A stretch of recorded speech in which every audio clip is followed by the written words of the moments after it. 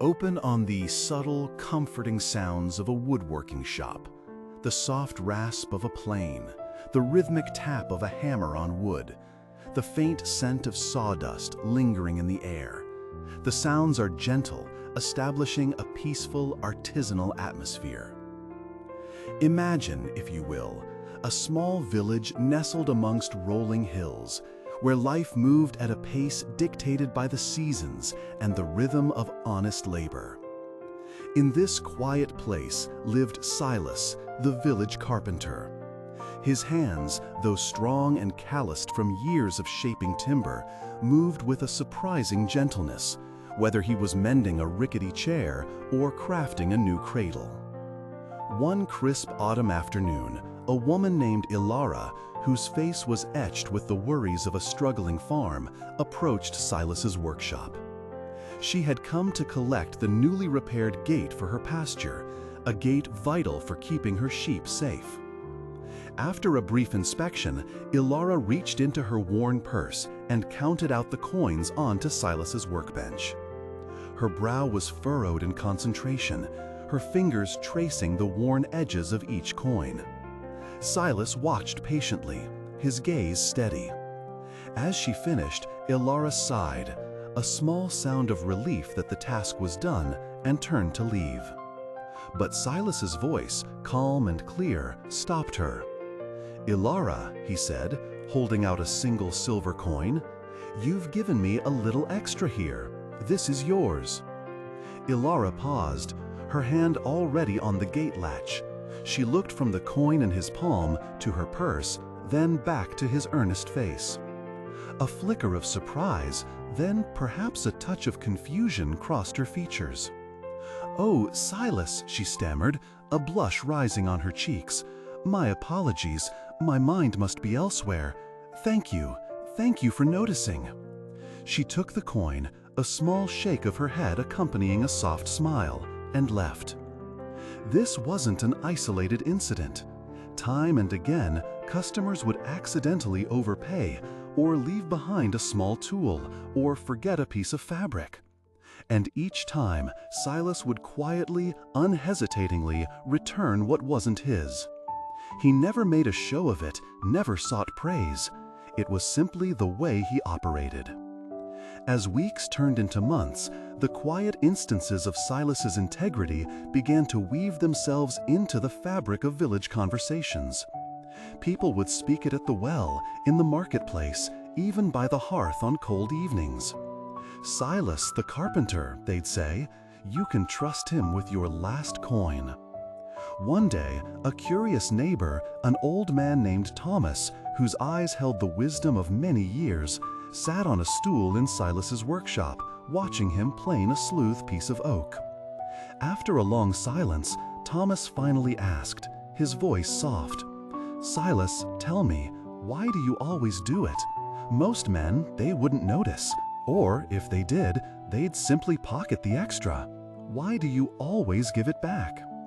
Silas paused his work, resting his plane on the wood. He looked up, his eyes holding a gentle conviction. "Thomas," he began, his voice steady, "I simply try to live by what is right. There's a passage from the book of Proverbs that has always guided me. It says, 'The Lord detests dishonest scales, but accurate weights find favor with him.'" He picked up a small, meticulously crafted wooden balance from his bench, a tool he used for precise measurements.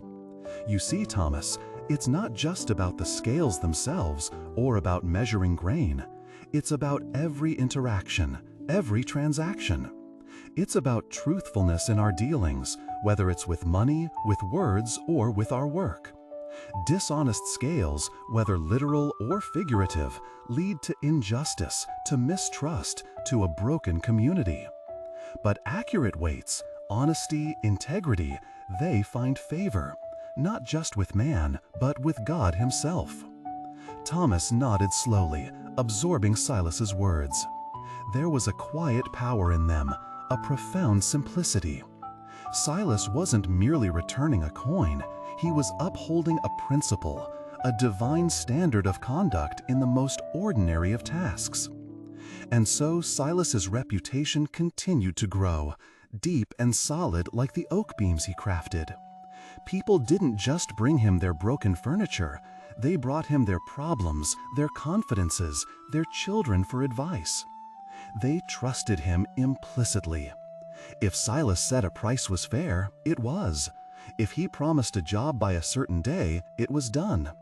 This trust, built on countless small acts of unwavering honesty, became a blessing that extended far beyond the walls of his workshop. He was never wanting for work, nor for respect. Neighbors would go out of their way to support him, bringing him fresh produce from their gardens or helping him with heavy lifting without being asked. His life, though humble, was rich in goodwill and peace. This simple tale of Silas the honest carpenter reminds us of a profound truth that often gets lost in the complexities of our modern world. It is a powerful reminder to believers that honesty, in its simplest, most consistent form, is not merely a moral virtue, but an act of worship. When we choose integrity, when we return what is not ours, when we speak truth even when it's inconvenient, we honor God. We reflect His character in our everyday lives.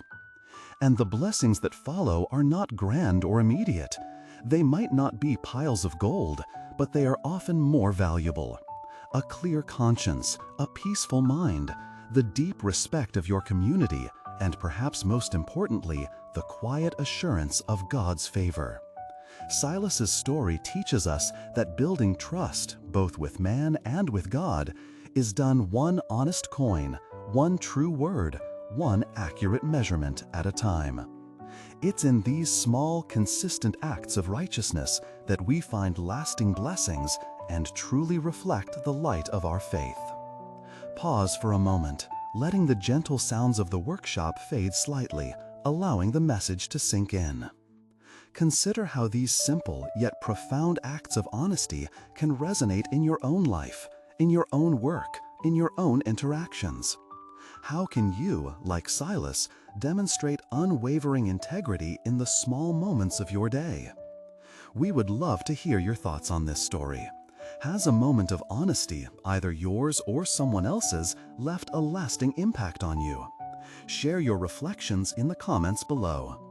And if this story resonated with you, consider subscribing to our channel for more thoughtful tales that explore faith, character, and the quiet wisdom found in everyday life. Thank you for listening.